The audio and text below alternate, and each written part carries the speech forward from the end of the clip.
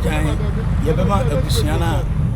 atorencha to wɔn yɛmɔ nyina yɛakɔ mo question mo bisa sɛ die ntina yɛgya amena toto ekwan ne mfimfini ɛyɛ dwumadi a yɛdi no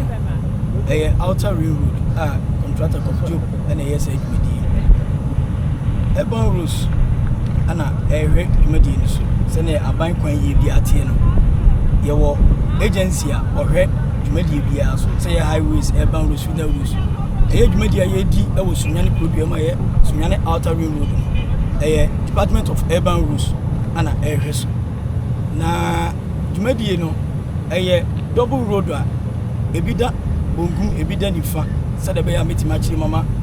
tiefoɔ ɛne ahwɛfoɔ ɛnyɛ mu ntiaseɛ no ɛyɛ double road car no ebi nam bonkum ebi nam nifa na adwumadi no hyehyɛ yɛ mu no yɛyɛ sɛ yɛnyɛ ɛkwan no yɛn develop deɛ ɛda nkyɛn because ɛkwan biara no yɛwɔ main road yɛwɔ service road ɛwɔ hɔ a yɛfiri sɛ daakye biara sɛ koloni mu bie amanfoɔ ba betena mantam hɔ na kaa kwan no emu yɛ ketewa ma ɔman na yɛwɔ ɛkwan ɛda nkyɛn a yɛbɛsɛ bie amana bɛka ɛkwan na yɛ build no na ɛno na aban ehu no ne yɛ yom sɛ okay sɛne yɛ a sɛbio yɛdi ɛkwan ho dwuma a yɛwɔ sika yɛde to premprem no aban no sɛ na hoɔden ɛbɛtima yɛ double lane na ɛda left ɛda right no na mmom deɛ keka ho ne deɛ yɛmfa nto hɔ ansa nti wobɛhwɛ a mo wie na mo cameras no etwa kwan na mo sɛ yɛbie kwan ne tɛtɛtɛtɛ ana yɛyɛ kwan ne bi ɛwɔ bonkum ɛna kwan ne bi ɛwɔ nifa ana mfimfini ɛda hɔ mfimfini no kyerɛ sɛ daakye biara sɛ aban ne pɛ sɛ ɔde akwan ne bi ka ho na ɔyɛ no 3 lane 4 lane na ɛhɔ ana aban bɛba bɛyɛ dɛ ɔbɛba bɛsiesie na ɔde abɛka kwan na ya build no ho na watimi abie kwan no na just yɛbɛnya 4 lanes wa yɛbɛtimi anya another 4 lanes ɛwɔ nkyɛn enti yɛdie yɛdwumadi yɛde ahyɛ nsa no ɛna yɛgu so di na yɛhyɛ dwumadi no ase no yɛhunu asinto bi ɛwɔ dwumadi no efi sɛ yɛyɛ bridge akɛseɛ yɛwie na mo cameras no betwa ɛwɔ machi a mo hu sɛ bridge akɛseɛ yɛyɛ nyinaa no yɛwie na ɛkwan no already ɛdeda fam yɛbɛwie ne afele ama kwan no sɛne daa yɛkɔ kwan so yɛhu sɛ yɛayɛ culvert yɛafele a wonam so a wowɔ soro a kaa ɛfa so ɛma yɛ now yɛfele ne yɛde kɔ soro a yɛhunu sɛ mfimfini no ɛda hɔ no ɛbɛka ɛka a sɛbio nsuo koraa ɛbɛsere no ɛnyɛ baabi ɛnkɔ enti ɛma yɛde nkratasɛm ɛne ade ɛkɔto urban rules a yɛde ato wɔ mu yɛakɔpi wɔ mu head office akɔmpanyimfoɔ hɔ sɛ omu mehwe dwumadie na ɛkɔ no because yɛbɛbɛ odi kwan na wie no san finfini no entimi enka hɔ a edi safety ɛbɛbrɛ kwan no because ye wie kura na sɛ binya ne mbo na atwerema to ana akora to ma ensuo no yɛ ma daakye yɛbɛba na kwan no ensuo na te kwan na to ake because nsuo ho ɔden kwan deɛ n'akyiwade ne nsuo kɔ kwan so a wɔbɛsɛ kwan ɛsɛ wohwɛ deɛ ya build this a modern cameras ni hwɛ nkyɛnkyɛn a nsuo no kura start a edidi ɛhoro kwan na ya feel no ama yɛde ho nkratasɛm ɛho nneɛma bia documentation nyinaa kɔ a yɛpɛ emuayɛ ebisi sabri emuayɛ nyamaayɛ ɛne sɛ mfimfini da ho a nsuo na to na sɛbio yɛse wo yɛ ade a no ma nipa nyinaa hu sɛ ade na yɛ na papa na nyɛ papa nyame nkyɛ adom president ba bebie kwan ya no ɛyɛ so cutting ahemfo no so gitu mu sɛ wɔn nyinaa bɛdi adwuma n'akyi because ɛyɛ adwuma a ɛbɛboa ɛwɔ Sunyani kurodua mu a ɛbɛma akɔneabadie ayɛ dɛ ayɛ waano sɛnso obi firi brekum na wɔbɛsena kɔ dɔma ɛne ne bɔtɛm atwam kora kɔ Africa a odu Sunyani kurodua mu a wɔnyia sɛ ɔbɛba bɛdi traffic so ɛwɔ CBD that's the Central Business District no ama traffic akyi okura container okura trailer ofa bypass yi so a straight away wabedu Silas Lodge na kyese na lichiri brekum na kyese krom ɛde ahonkɔne abadie ne de ahoto aba enti no yamma ahemfo no kra na wo ɛwɔ around nyinaa no mu nyinaa ba akwan yi so aba bɛhwɛ mo ba nsrahwɛ ɛma ne nyinaa de tuo manim sɛ ɔmofo ma no ntumbi na sɛbio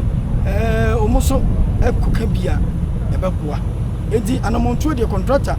yɛde yɛama yɛdwuma yɛde yɛsi yɛnya ABCD na mmom yɛhu sasinto bi wɔ mu a yɛdrɔ mpanyimfo attention na wɔn a wɔka bie wɔ mu so omubane omso ebebusa ye ka so omso ntu ana momaye no mumfo mu ahode ntachire na aban so mra na o mehwe banyimfo abehwe aba kwan so roduo no yenyanya ho nkitahodie bia yenyanya ho moye bia ene se ne nyamia amfa ekwan ma sabi atoromja mai na wei empo eye baako pe ekwan no so na amana na mahu ni se no eye maaku 13 ene da kwan no so krono ekwan na gase yi no ayafro sane ofro papa no akoni sane mu bro ni beka se eye valley na valleys ni nyina no se ya ni eja to because enchise ya eba rodi amaye no se die o ma hihye ni o musika sem ebetimi ni yenye kwan no ewo bonkum nyi ni fa yenye mfimfini nto enti sabi ye de yentimi mfa ye pese ye koye dwumadie bia wo mfimfini wo agi se yenya banyimfo krata na tumi bi se ampa contractor ko dwumadie wo mfimfini na mum ye hunu se dwumadie ni ye di no mfimfini na ye kan emmoye ama ye de ho krata sem nyina atodwa edi minimsa muso mo ba pro akọ eba rose wo mo no dwumadie ni so na muso mo no mo abuso mu na ngita hodie bia wo bia no so mo di aba no bi meka se contractor no woni madwuma wanya adwuma covid job eye A1 contractor onim adwuma bia woni professionals se bibi touch ma yeso ya ba akọ ebusa mbanyimfo se adwuma dia ekoi efu se emwaye mo me hwani mfanto yeye na masudi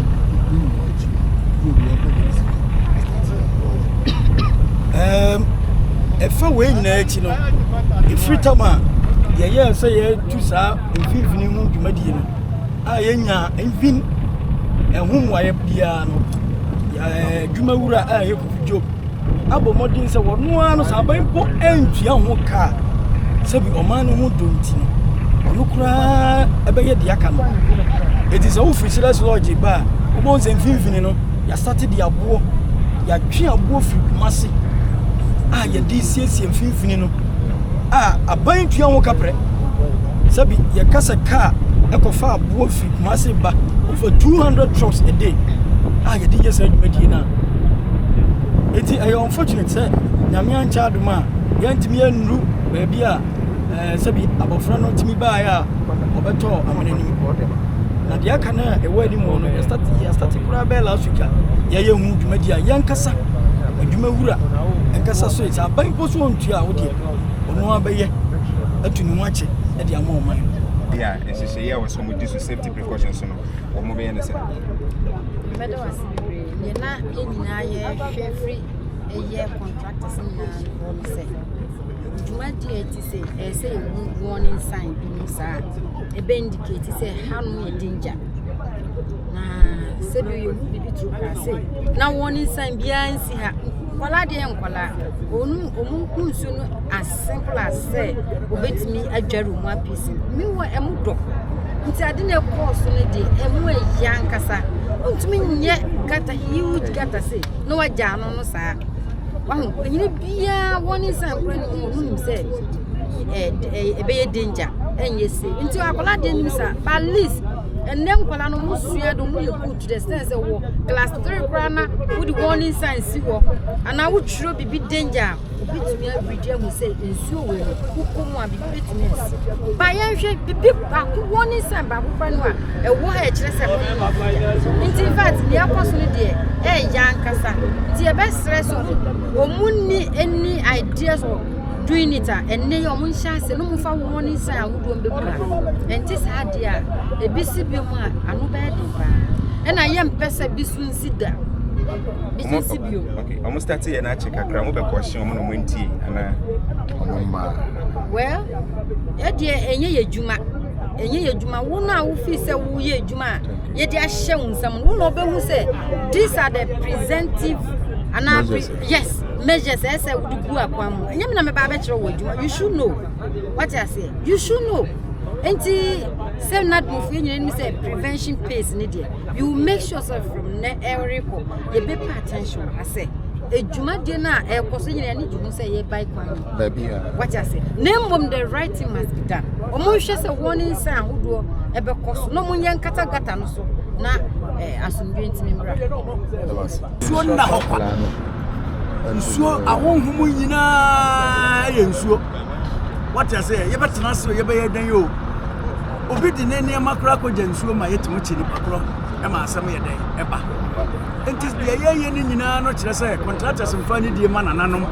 titro pa ne say adwuma a omo ye kofudro oguo ba ko de say aleza boa ne ba be ka ho nyina tisa no an say wa ye adwuma no no hokọ say nsuo no ye de ba nsuo ye san nsuo wei say nsuo no mienu ekobomu a enya asam keto ye tro ba bia nsuo no bomu a ba ka say yes sa na atades the same course Abena we aso so ukọhye ne so wa enya asam keto wo enti e besre contractors empo aban ntie na no so de adwuma na ma contractors na on kan trebe na bentimo mra ahemfie na yenye sa amamre be ba nyinni a yeso yebu be se nipa bi abekum be bia no beso de pebetu betumi e de ya adwuma no se be ka sa asam ne se be nyi sa ne ma ne nidi a na je se ye be tumi abeso be pe na be de ya badwuma ti sa ne ma no se betim ba ahemfie e be kan nokora de tena na no se ye be ya adwuma wa ha enti mun ko yi apa ye na yenya na sa moja sam no ne sa tofu wo no fimu wie dia asem bia ni ho na wo ye adwuma je usika e de akọ na afa ye nipa e be wudi a de bia ma sa kwan no e ma ne ye kwa no wo yi dia boa ye ndie enso ba be boa ye no wo ba koto be kuma e ade a be boa ya na se ba be ku ye ma e wo bi se sign na ba de ti e be stress sa ne ma ni nyina no omo hwe ko mo fa ne ma ntoto fom na de me nana fo suji abo me so me kan no e da ma se report professor very nana do nyina kusi the second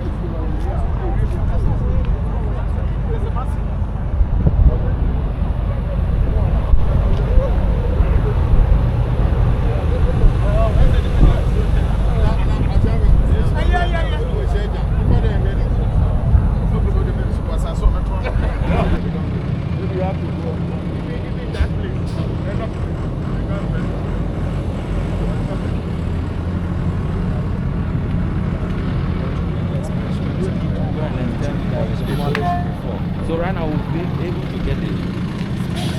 Yes.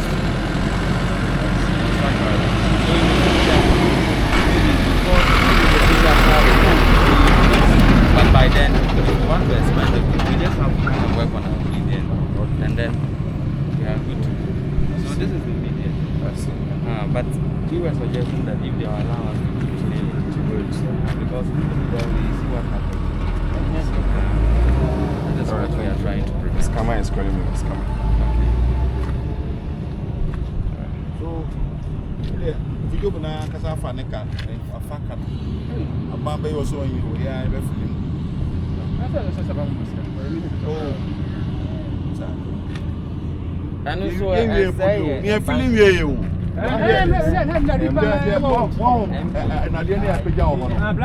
very good. I think the level of the road. We are cooking pepper to the slap and to we are having yes, I don't know fire. I didn't know what the designing road.